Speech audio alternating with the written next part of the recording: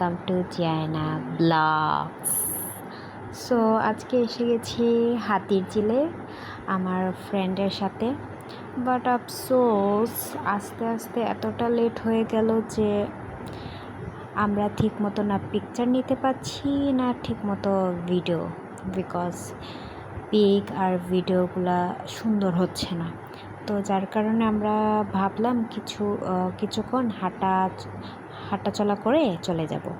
But তখন আমার এক ফ্রেন্ড বললো যে চলো আজকে আমরা একটু বোটে উঠি। পরে ভাবলাম সিরিয়াসলি আমি কোনোদিন বোটে উঠিনি, যার কারণে আমরা সবাই মিলে ভাবলাম আমরা আজকে বোটে উঠবো। কারণ কেউই আজ পর্যন্ত বোটে উঠেনি। তো আমরা সবাই মিলে বোটে ওঠার জন্য চলে গেলাম।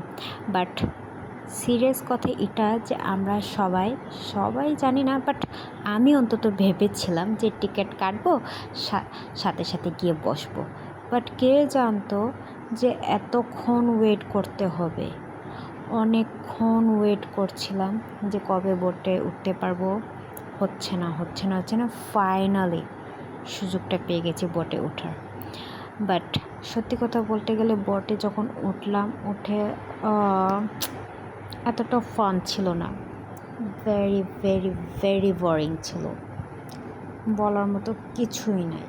ফাইনালি পৌঁছে গেছি রামপুরায়। কিছুক্ষণ বসে থাকার পর এখন আমরা বাসের জন্য ওয়েট করছি, বিকজ আমরা সবাই বাস করে যাব।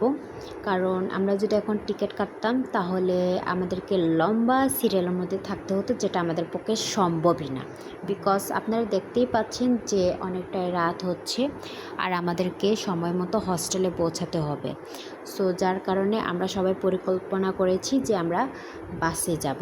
কিন্তু বাস পাওয়াটাও এতটা ইজি ছিল না আমাদের জন্য, বিকজ আমরা সবাই নতুন ছিলাম, যার কারণে বুঝতে পারতেছিলাম না যে বাস কোন সাইডে পাবো, কাউন্টার কোন দিকে। বাট কোনো সমস্যা নেই, কিছুক্ষণ স্ট্রাগল করার পর আমরা ফাইনালি বাস পেয়ে গেছি। অ্যান্ড সিরিয়াসলি বাসটা না একটু বেশি সুন্দর ছিল, প্লাস ক্লিন ছিল। আর বাস একটু একটু মেট্রো টাইপের ছিল, ভালোই লাগছিল বাসে উঠে। যাই হোক, আজকের ভিডিও এতটুকুই। আর আমি অনেকটাই ক্লান্ত হয়ে গেছি, যার কারণে মেবি বাসায় গিয়ে আর ভিডিও করব না। সো এখানে আমি আমার ভিডিও এন্ড করে ফেলছি। Bye bye.